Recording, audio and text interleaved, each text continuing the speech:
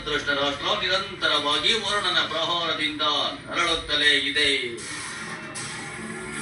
ಹೀಗೆ ಜಗತ್ತಿನಾದ್ಯಂತ ವಿನಾಶ ಸೃಷ್ಟಿಸುತ್ತಿರುವ ಮಳೆ ಇದೀಗ ಕರ್ನಾಟಕದಲ್ಲೂ ಶುರುವಾಗಿದೆ. ಕರ್ನಾಟಕದ 10 ಜಿಲ್ಲೆಗೆ ಯೆಲ್ಲೋ ಅಲರ್ಟ್. ಇನ್ನೆಷ್ಟು ದಿನ ಮಳೆ?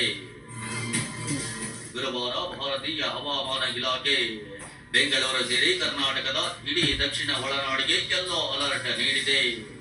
ಅಂದ್ರೆ ಕರ್ನಾಟಕದ ದಕ್ಷಿಣ ಒಳನಾಡಿನಲ್ಲಿ ಕೇವಲ 24 ಗಂಟೆಯಲ್ಲೇ 64.5 ರಿಂದ 115.5 ಮಿಲಿಮೀಟರ್ ಮಳೆ ಸುರಿಯಬಹುದು ಎಂದಿದೆ.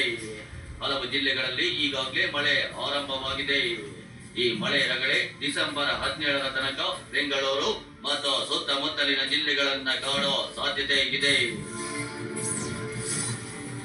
ಶುಕ್ರವಾರ ಬೆಂಗಳೂರು ನಗರ, ಬೆಂಗಳೂರು ಗ್ರಾಮಾಂತರ, ಚಿತ್ರದುರ್ಗ, ಕೋಲಾರ, ರಾಮನಗರ ಮತ್ತು ಸುತ್ತಮುತ್ತಲಿನ ಜಿಲ್ಲೆಗಳಲ್ಲಿ ಮಳೆಯಾಗಲಿದೆ.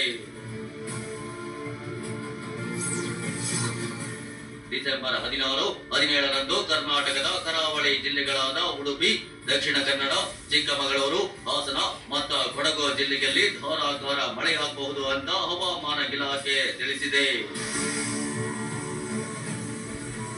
ಡಿಸೆಂಬರ್ 17ರಂದು ಬಂಗಾಳಕೊಲ್ಲಿಯಲ್ಲಿ ಮತ್ತೊಂದು ಕಡಿಮೆ ಒತ್ತಡ ಪ್ರದೇಶ ತಮಿಳುನಾಡು ಕರಾವಳಿ ದಾಟಲಿದೆ.